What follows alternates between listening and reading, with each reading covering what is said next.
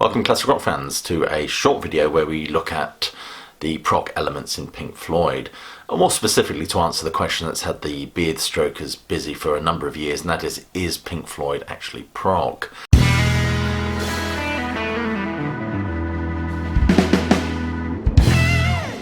And now the reason what has inspired this video is I read an article this morning by William Byers in The Guardian, and he says, if I may quote, in his opening salvo, Pink Floyd have been saddled with the lazy and much maligned term progressive rock. This is unfortunate, as all the terrible hallmarks of what we traditionally call prog rock are absent from their music. From the very get-go, his argument seems to be a rationalisation of, I don't like prog, but I like Pink Floyd, ergo Pink Floyd cannot be prog. He's got this idea that King Crimson and Yes equals progressive rock music. I do not like this music, I like Pink Floyd, ergo Pink Floyd cannot be progressive rock music. And what we get with this argument is an attempt to constrict progressive rock music to a very tight set of definitions and paradigms, merely to demonstrate that Pink Floyd exist beyond them and therefore are not progressive rock music.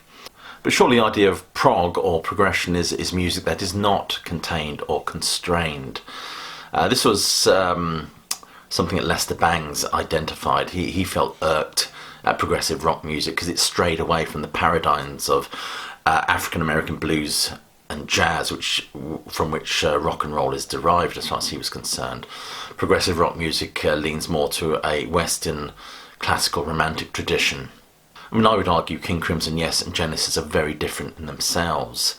But William Byers in this article argues that these bands tend to lean towards, he calls it, show-off polymetric twaddle, or the fiddly bits that Tull so effectively lampoon in Thick as a Brick, for example.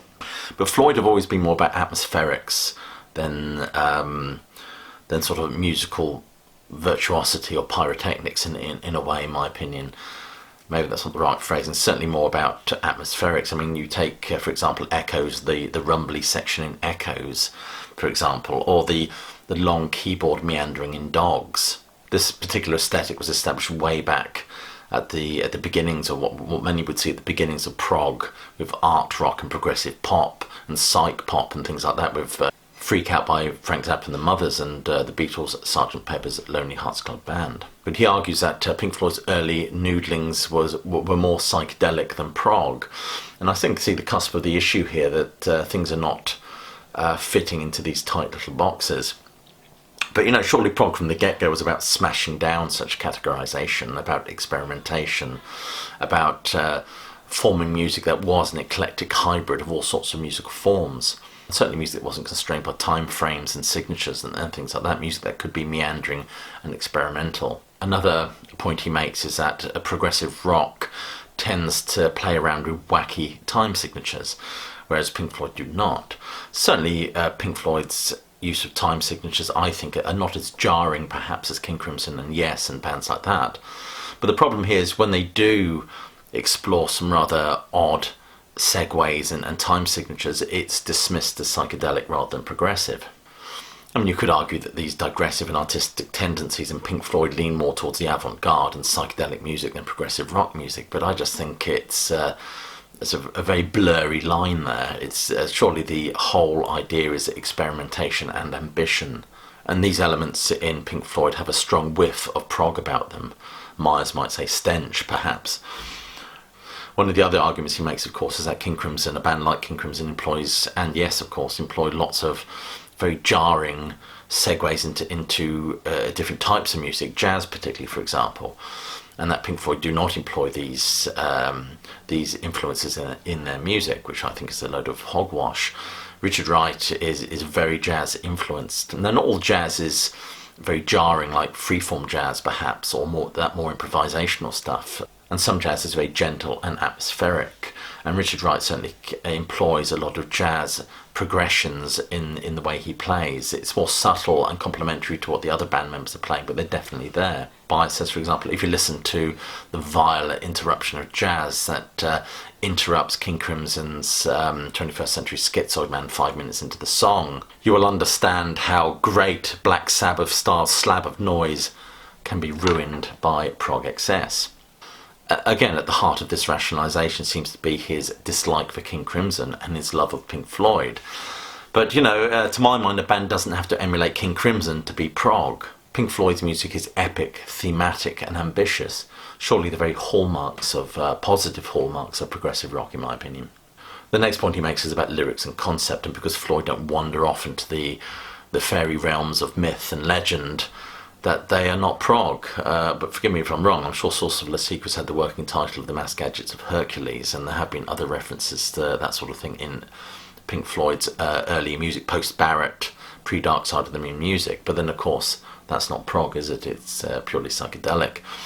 But it's true that their music post-Atom Heart Mother tends to be constructed along more socio-economic political lines or themes or constructs. But why should that not be prog? Just because they don't go all Tolkien on us doesn't mean that the themes and ideas that they explore are not explored in a progressive and ambitious way. He then argues, for example, that Dogs, with its spikiness, is more akin to punk than it is to progressive rock music, which I think is utter bollocks. Punk was very much about this minimalistic return to the very essence and spirit of rock and roll. I don't think Dogs is anything like that at all.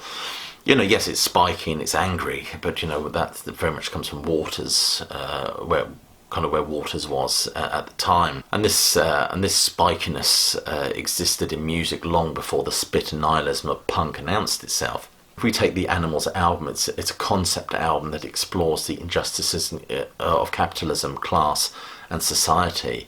It's a dystopian beast fable based loosely on George Orwell's Animal Farm. It's hardly the Ramones, is it? And these grand concepts explored through lyrics, musical form and structures, if that's not prog, I don't know what is. He then goes on to say, too often prog is about nicking half-baked ideas from genuinely progressive music and executing them poorly. Personally, I think the verb to nick here is inappropriate, really. I think prog is very much about enveloping and exploring more than stealing. And this brings me back to what I said before. Yes, it's perhaps true that the classical and jazz influences in Pink Floyd are certainly not as overt as they perhaps are in King Crimson. But how overt do these influences have to be for something to be defined as prog?